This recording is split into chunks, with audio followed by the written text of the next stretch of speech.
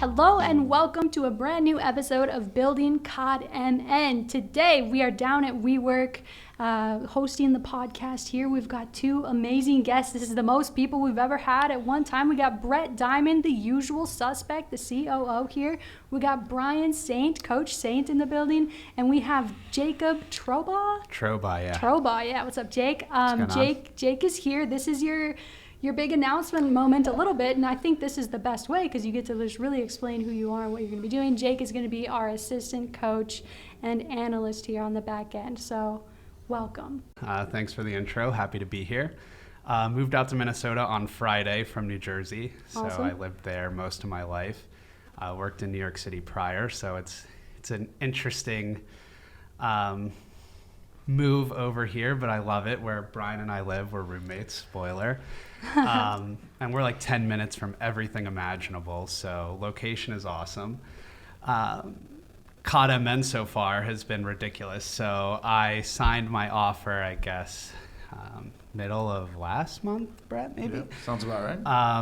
And I was speaking to a few other franchises and also looking at some job opportunities in the field I was in prior.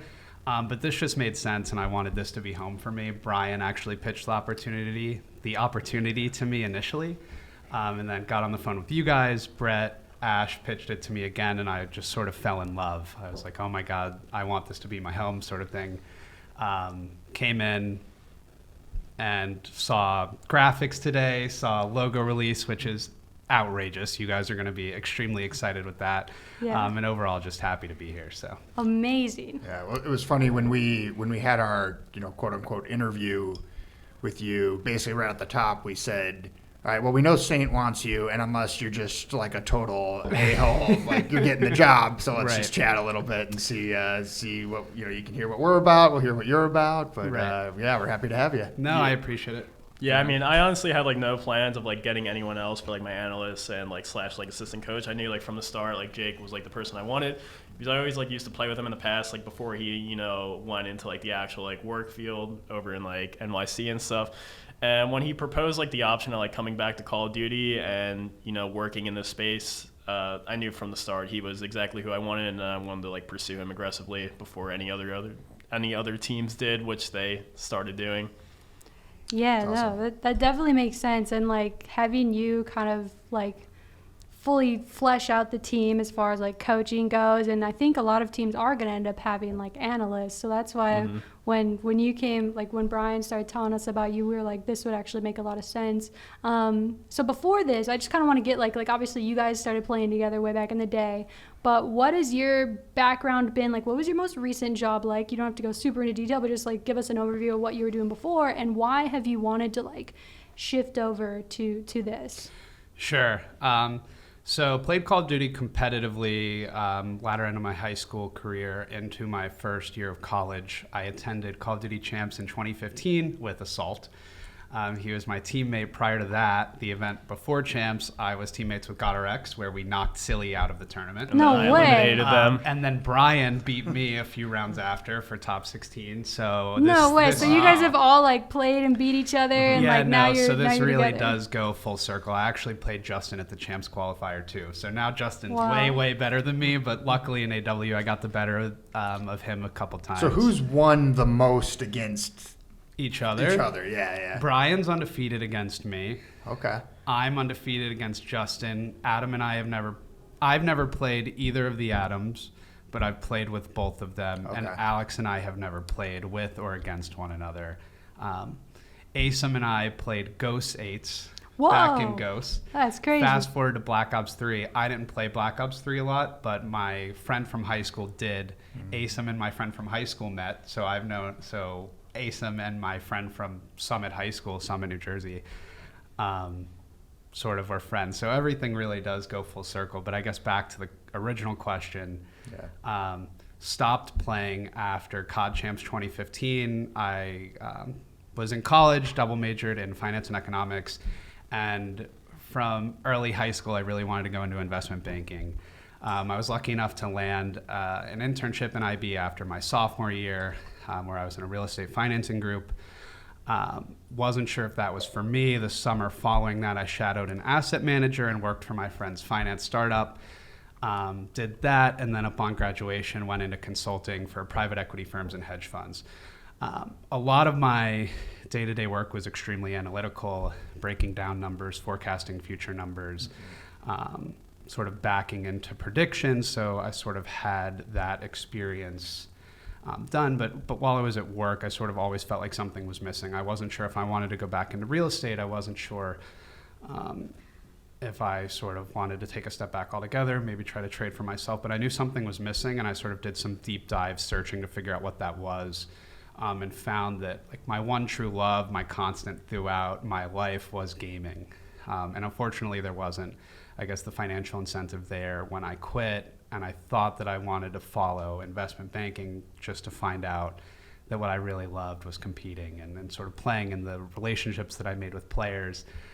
So once there was this capital injection into Call of Duty and franchising sort of became a real thing, right? I asked myself, is this something I could do? I said yes. I thought that I would be good at it. Once I realized I could add value, I looked for places that would want me, right? So I reached out to Brian, who was a good friend of mine. We played a lot together and said, look, this is what I'm thinking. This is what I want to bring to a team. I didn't even ask if I could work with him. I just said, these are my skills. Do you think I'd be good in this space? And he said, absolutely. As a matter of fact, I think you would bring value to wherever I go. Would you be interested in working with me? And at that point, a light bulb sort of clicked, and I was like, this would be the best opportunity. I'd get to be in a community with some of my best friends, working with and playing a game, learning a game that I love, breaking down analytically statistics and sort of predicting future performance of not only our team, but other teams, and sort of coupling what I learned in finance with what I plan to bring to COD. So it all just really made sense to me.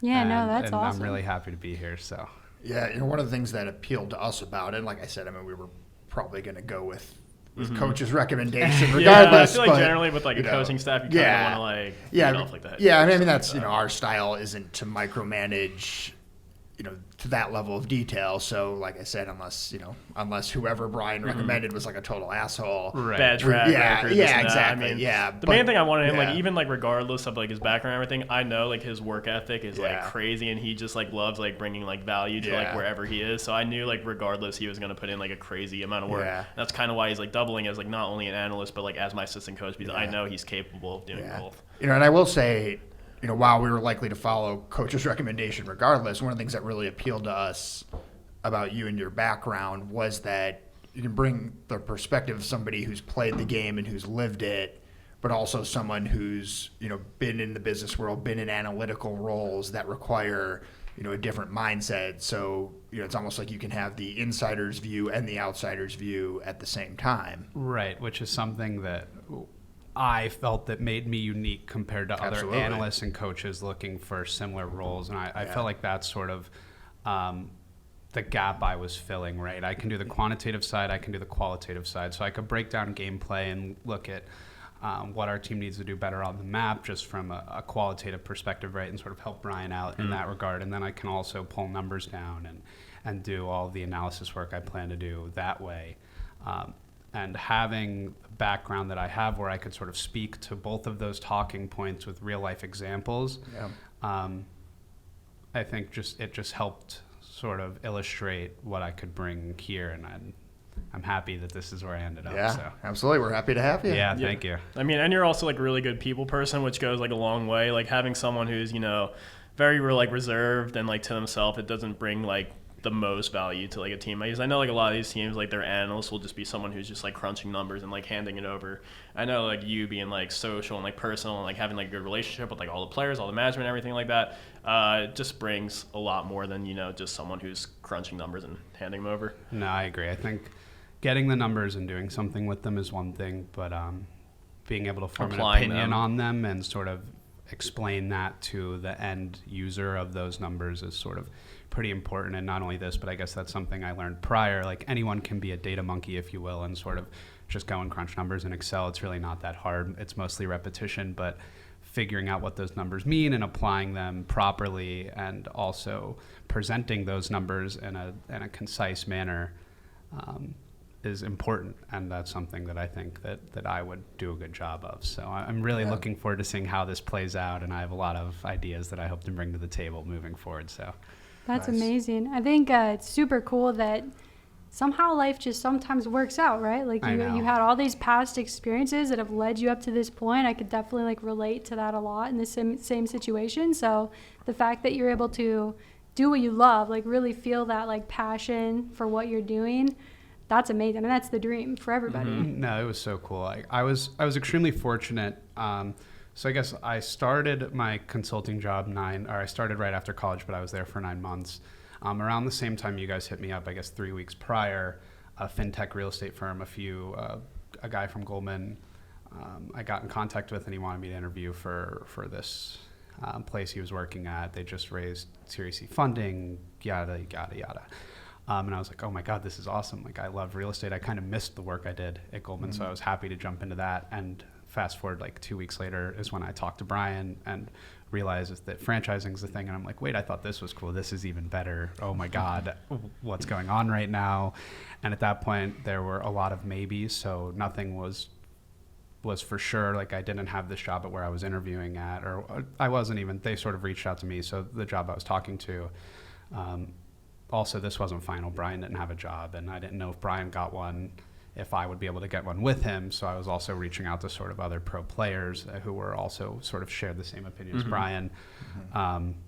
But it was just a great time. It was scary because there were so many possibilities, but none of them had a definitive yes. Yeah. So like, I had a pit in my stomach for 2 weeks because I was scared that I was going to get all excited, and then And just everything would fall taken through, away, like, and last just like minute. Yeah. blow up. So I was trying to not get my hopes up, and then like once I had my initial call with you guys and I thought it went really well, I was blown away just from infrastructure, not only that Brian told me, but Justin sort of pitched MN to me. The Adams pitched it.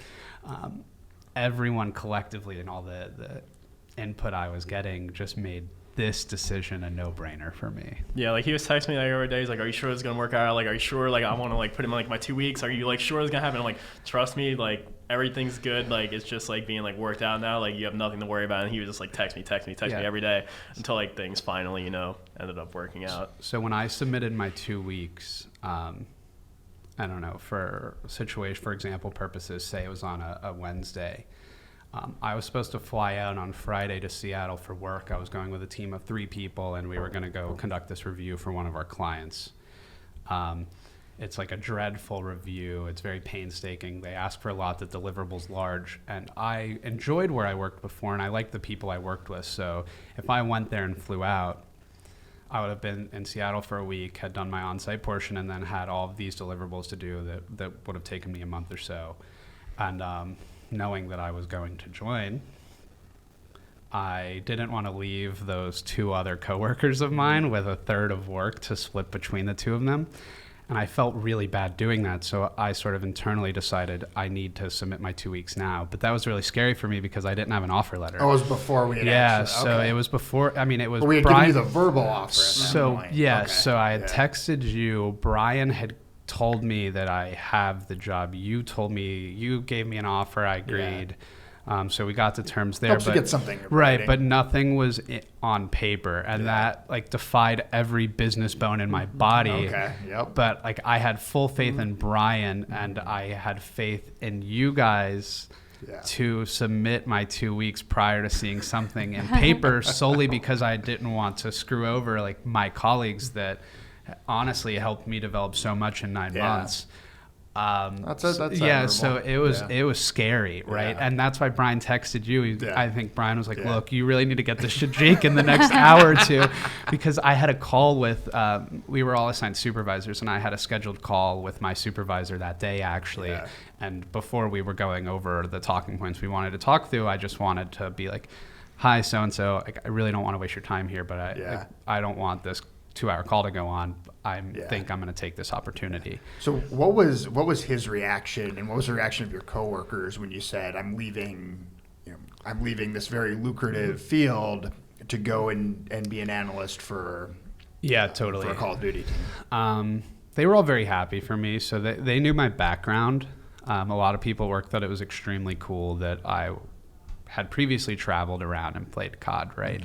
So sort of expressing to them that this is what I was leaving for, and it would allow me to sort of couple my analytical skills with my passion for competitive gaming. I mean, at the bottom of my resume, like, I have an entire blurb on my resume about competitive gaming, and I have not been in a single interview where it was not brought up. Yeah, in a single that. round, That's awesome. right? So I went through multiple rounds at my 2 internships, and every single time someone brought this up for the consulting job, it was like the main talking point. Anytime you have someone with a little brother who loves gaming, or their son or them themselves, it's just like the best talking point, right? So everyone sort of knew that I played, and they all understood it. And I was scared because this firm put so much into my development and really helped me grow and gave me the tools I needed to succeed in the job I was in. And I felt bad leaving, and I was worried that people would sort of be frustrated with me, and people that I valued greatly. And they were all extremely excited for me. That's great. My friends from home were excited. My friends at school who know like very little about esports, right, all follow the COD MN Twitter now. Nice. They send me the memes you guys tweet and go, I don't even really know what this means, but this is hilarious. Like, I'm That's laughing at awesome. this right now. No, that's great. Yeah, so everyone took it very positively, which made it an easier transition for me. Yeah, that's great. Yeah, it was cool. That's amazing. Well, so stoked to have you on board, and so stoked to finally just have a podcast where we can talk about our roster. As of this coming out, the Asim should have been announced as the 5th, and so that makes our roster obviously Coach Brian Saintt, assistant coach, analyst Jacob. We got Silly, Assault, GodRx, Alex, and Asim. Brian, do you want to kind of go in a little bit in depth, and you too, Jake, obviously, like, chime in as much as possible. How do you see our roster doing? Obviously, we're building it before the game's even out, so that's, is that the first time that's happened in Call of Duty? Like, the roster mania, like, so much shifting before the game's even been played? No, that's kind of how it's been like the past few years. Everyone would form their roster in the off season, like a few weeks before the game comes out, and then like as soon as the game comes out, people will just be going with their roster. Like, people haven't done like tryouts or anything like that in years. Everyone's kind of just like, oh, like we want this player to like fill this gap, we want to swap this player with this player, and then everything's kind of been hammered out like that. But I mean, with this team, I really love like the mindset and like the attitudes of like every player on the team. Everyone's like super flexible, and everyone has like a really good attitude towards things. So like one thing like I'm kind of been like studying recently is like coaching philosophy, like from basketball stuff, and like Phil Jackson has like these 5 levels of a team. Like level 1, it's like the team has like no confidence in each other, and they're like, it's like honestly like pointless to practice because everyone thinks the team's gonna fail. Then stage 2, it's like people are like aggravated, like they have like really like pessimistic attitudes. Like people get aggravated and they want to improve, but they offer no solutions. And like when you like kind of like put something toward them, they'll like play like the victim role, which is something I see like a lot in Call of Duty. For sure. Then you have stage 3, which is like kind of how most teams are. It's like all these players that are like, I want to be the best, and winning is gonna help me get to that platform, but they don't really care about the team aspect. They're in it for their own personal gain, and that's like kind of what makes the team fuel, because it's just like a bunch of players who are all about themselves, but they know like the team winning and like the success of the team is going to help them reach that level of like Hall of Fame status that they all want. Then like level 4 is kind of where I think we're going to be at the start, where everyone, it's like we are better than them. Everyone's all about the team and the team aspect of us being better than them. And then like finally you have stage 5, where it's like everything's just like perfectly flowing, and like life is good, and you have like nothing to worry about because you guys just know you're like the absolute best, and you're just riding the train. That's awesome. That's kind of an interesting way to like gear up into things. Being that, like, for me, when I came on board and we're starting to like really get close to that roster mania period, the idea was to like get a solid duo. So I view like Assault and Silly as like that solid duo. I mean, like I remember our first couple calls with them that I spoke to them, like they were pretty much in agreement. Like, yeah, I would love to continue teaming with Assault, and vice versa for Silly. And they weren't like, yeah, it's us or nothing. They were like, yeah, if I have to, we'll split up, but we would love to continue teaming. And so I saw them as just like a great core to build around. And I see with them that like the ego's not there. I mean, just a year ago, like they won champs, Assault's MVP of champs. Like there's no ego with these guys. And even the folks that we've gotten after them, like RØKKR, pretty selfless player. He's so underrated. I say it all the time. Yeah, I mean, last year he so like super good. stood out. I mean, like statistically, like if you go and like look at everything from Black Ops 4, he was probably like top 3 statistically with like Dashy and Sim, like overall. Yeah, especially in Search and Destroy. His search stats are just insane. Mm-hmm. And go ahead. No, I just remember when we first picked up RØKKR after the first event of 8W. It was myself, Baker. We were playing with 2 other people. We decided to part ways with the 2 guys we were playing with. Facena was about to quit Call of Duty. I was like, Bryce, you're not quitting because you're going to come play with me. So stole Bryce, and then we're like, who do we get? And RØKKR was a no-brainer choice.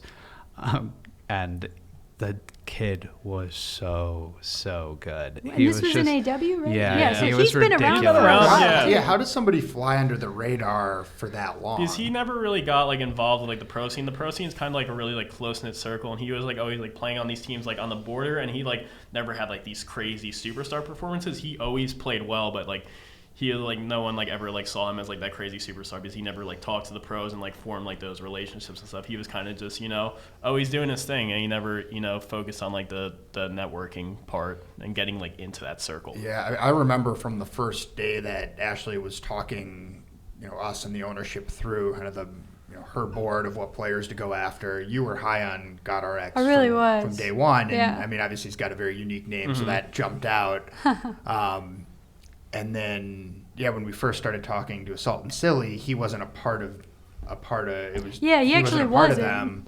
And then the second time, we probably talked to them more than that, but the second time that I was on the phone with them, they grouped up. Yeah, they grouped up. I think cool. what happened was maybe Adam RØKKR kind of knew like I didn't say like we're so interested. I had a pretty normal player call with him, but I did get really good vibes with him, and I felt maybe he like felt that too. And we were in contact with his agent Russell, and Russell was like, yeah, he really likes you. Minnesota's where he wants to be, and like that meant something because the agents will tell you that, but not unless it's like they're sure, right? So we were like, okay, yeah, I really like him, but I want to make sure like if we get the right first couple players that he like fits in perfectly. So I think he saw an opportunity. We'd been talking with Assault and Silly just all throughout Roster Mania. Obviously you're dating around, you're talking to every player during that time, but I think like deep down I always knew, I was like, those guys are like, they would be good. And even like there's film evidence of it. Well, we're going to show it eventually in something we make because we took a lot of video of everything that happened behind the scenes. But I feel like maybe I don't. Maybe it'd be cool to ask them if we have them on the podcast once they're here. How did they kind of group up? Because one of the second calls I had, or second or third calls I had with them, they were like, yeah, RØKKR is in our crew too. That would be a good core 3, right? And I'm like, actually, frick, yeah, that would be really good. Like and I think too, like what you're saying, Saintt, like how versatile each player is. Like Assault's like that kind of like slower AR. Mm-hmm. Silly's shown he can do pretty much anything. Same with Adam. So for filling out those last 2 spots, obviously we've had a lot of content with those first 3 players, but not so much with those second 2. What was the process like for us? Because that was at that point you got on board once we had the first 3. What was the process like picking up Alex, picking up Asim, and what do we like? Or Asim, sorry. Yeah. What do we? Well, he prefers like either or. I mean, Yeah, he calls I himself asked- Ace. I asked him, and he told me like both, and I was like, that's so confusing. I So- asked him last night too.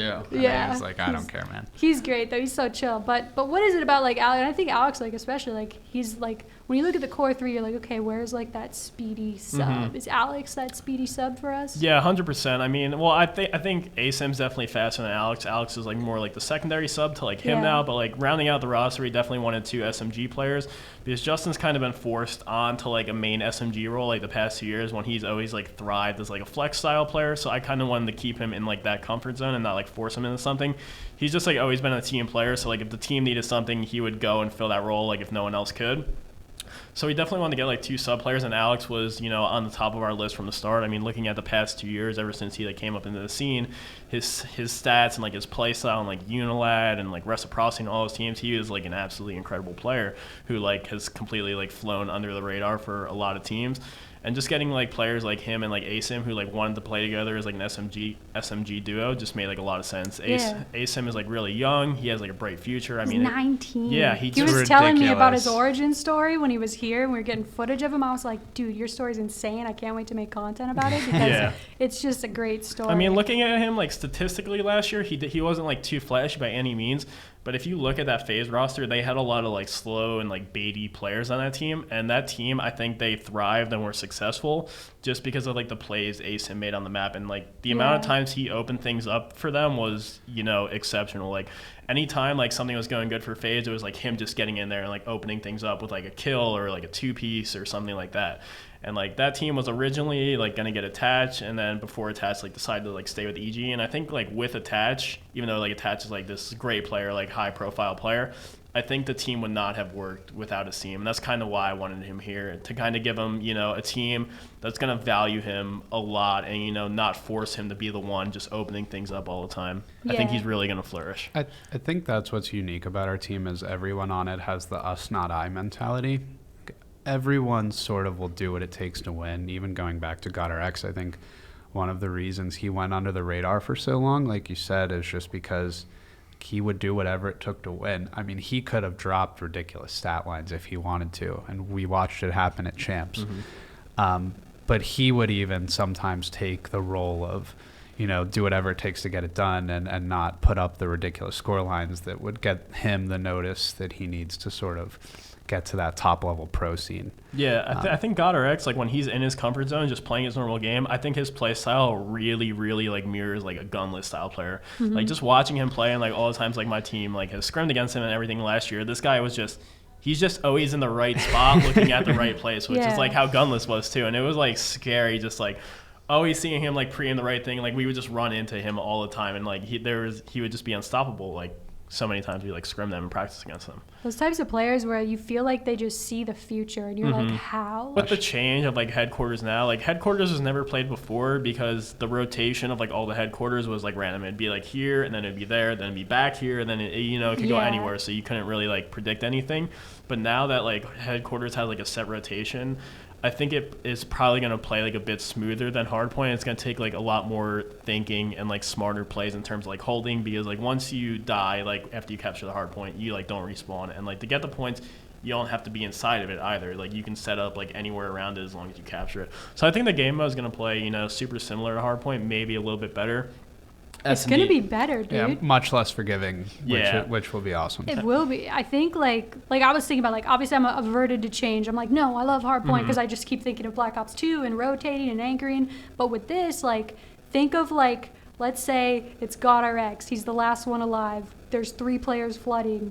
Yeah, he 2 kills are all all of them, spawn. and and it offers more like competitively like charged moments than hardpoint because I think it's gonna play better viewership wise. But I will miss hardpoint. What do you think, Jake? I think we're going to see some ridiculously clutch plays come out of this. The highlights that are going to come from the situation you just mentioned where one person's alive and 3-4 people are flooding them is going to make for ridiculous content. I like that it's less forgiving in the sense that it's sort of bringing strategy back to the King of the Hill type game mode. So I'm a fan. I like it. I'm interested to see how it plays out, and I'm looking forward to playing it myself. Can you guys talk a little bit about how the change in format to franchising impacts how you prepare for any one specific match, knowing that as opposed to having, you know, going to a tournament and playing game after game after game against different teams, you're preparing for one specific opponent for an extended period of time. Yeah, it's definitely going to be more like league matches in the past, but, you know, with more prep and like more time to prep things. I think it's like a really good thing because in tournaments it was kind of just, you know, it was always just whoever shows up that day was usually going to be the person that like won. You don't really have time to like prep against certain teams at tournaments. Like you find out who you're playing and you have like 20 minutes just to kind of like scroll through like their maps and, you know, just get veto set up, but you can't really go too much into it. Besides that, I think having the whole league format gives us like really good advantage because I know like the analytics and everything he's going to bring are going to be absolutely like top notch. I think just having like the prep time to go like against each team it's going to be really good for us. Yeah, the sports fan and the strategist in me loves it. I sort of compare it to football, right? Where you have a week or you have a set amount of time to really prepare for one particular team, right? So that allows you to break down what they do in such an extensive manner, and really adjust your gameplay to how you see fit. As I well, mean, you're as well training as force for them one outside team. of their comfort zone. Right, exactly. So you can sort of gauge how you want to play. And I think it'll bring a lot of strategy into this. I think you're going to see a lot of teams mix up their play styles week to week and try to catch teams off guard, if you will. Yeah, and that'll be one of the interesting things to see over time. As we're one of the teams that's requiring players to live in the city Which is and awesome. have them at the facility for an extended period of time on a daily basis.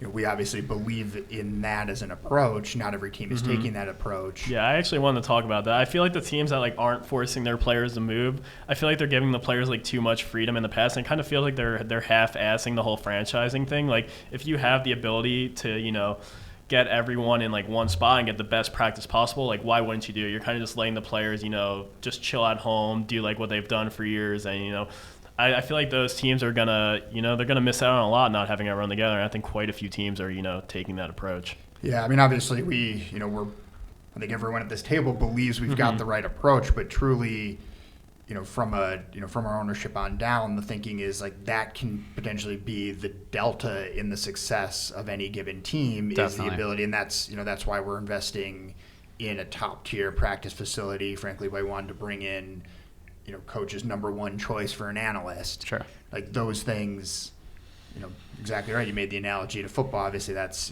where Right in your wheelhouse. our ownership's background is. We see those things as potentially being the difference between winning and losing. And hopefully we're right, but Yeah. we'll see. Well, I'm just so excited about it just from a content perspective because everybody's here and I could just say, hey, today's video making Yeah. day. Let's go. Pop in, new podcast now. Yeah, exactly. Yep. So, I mean, there will be some structure to it so that you Yeah. guys can structure around me, but I'm Right. just excited to have everybody in town. And I'm so glad you guys have both finally moved. They're both Minnesotans officially now, so Yes. welcome. Thank you. Hope you guys, enjoy the sights in the cold. We're starting to ramp into winter here a little bit, so Can we drop a little news for anyone that's listened all the way through the yeah. podcast? If you listen to the end, If you listen to the end, well, it's like a preview of news. So yeah.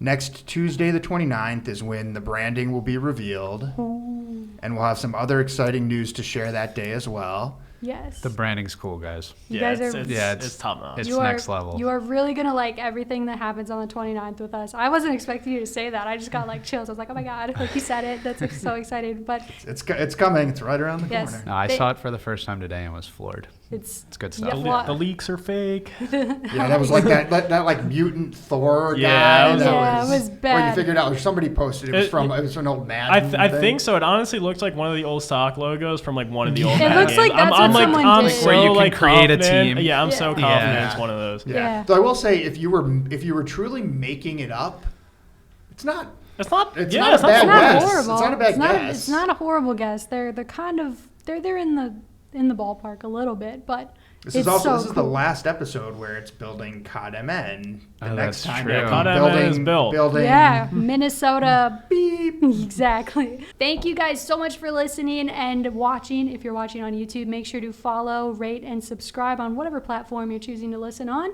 And big shout out to WeWork for letting us kind of host this in their place. We've had a lot of fun down here downtown in our temporary space until our actual facility is built. So shout out to WeWork and shout out to you for listening all the way to the end.